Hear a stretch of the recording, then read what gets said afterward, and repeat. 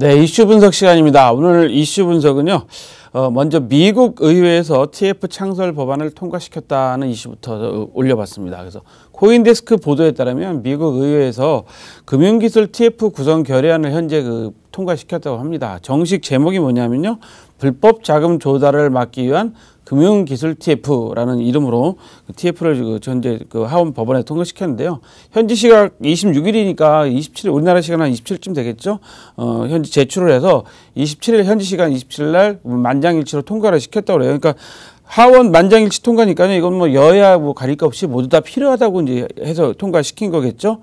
그래서 상원에서 미국 법상 상원에서 통과가 되면 이제 암호화폐 금융 신기술 검토 TF가 구성이 된다고 하는데 이 법안 내용을 자세히 좀 살펴다 보면 연방법 전문가로 주로 구성을 하게 되고 암호화폐가 테러 자금이나 이런 범죄 자금에 사용되는 것을 좀 연구를 좀 하게 되고요.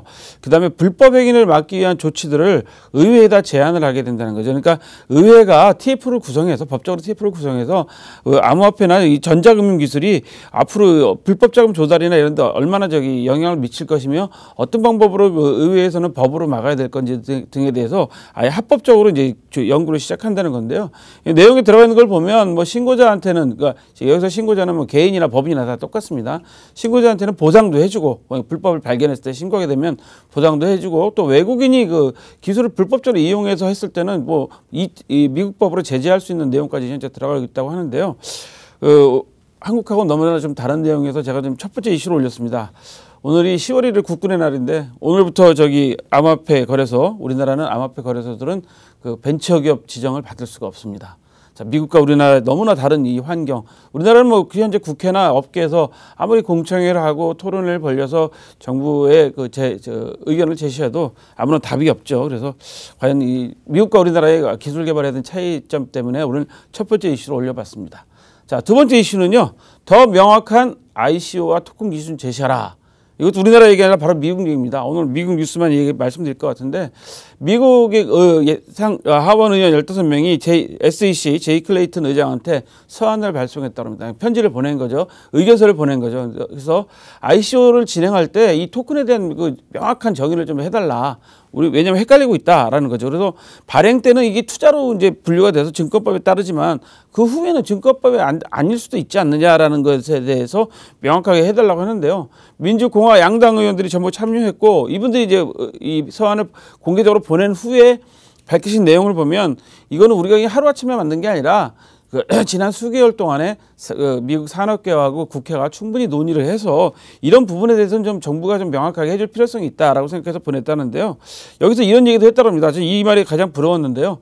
혁신가 등을 위해서 좀 더 명확한 가이드를 좀 해달라. 그러니까 혁신을 가진 사람들에서 좀 더 가이드라인을 명확하게 해줘야지 앞으로 기술 혁신이나 기술 발전에 도움이 될 것 아니냐라는 건데 우리나라 맨날 혁신 뭐 정권이 바뀌거나 여러 가지 뭐 장관이 바뀌거나 바뀔 때마다 혁신 이야기만 하시는데 실제로 혁신을 하고 있는지에 대해서 좀 의문이 갑니다. 근데 미국은 이렇게 의회에서 많은 기술 개발이나 아이디어를 창출해놓고 비즈니스 모델을 만드시는 분들을 위해서 이런 혁신가들을 위해서 좀 명확하게 가이드라인을 좀 제시해 주는 게 옳지 않느냐라는 게 의견을 제시했던 데서 엄청나게 좀 사실 개인적으로 부러움을 가지고 있습니다. 근데 사실 이걸 보낸 이유도 지난 6월 달에 SEC 국장이 기업금융국장이라는데요. 이분이 비트코인이나 이더리움을 증권법 적용하기 어렵다는 의견을 제시했다고 그래요. 그래서 이유가 뭐냐 했더니 이더리움 같은 경우는 이더리움 많이 이용하는데 이더리움 같은 경우는 이더리움 거래망이나 뭐 분산화 구조 그다음에 거래 특성상 증권법 적용하는 건 어렵지 않겠냐라는 의견을 제시해서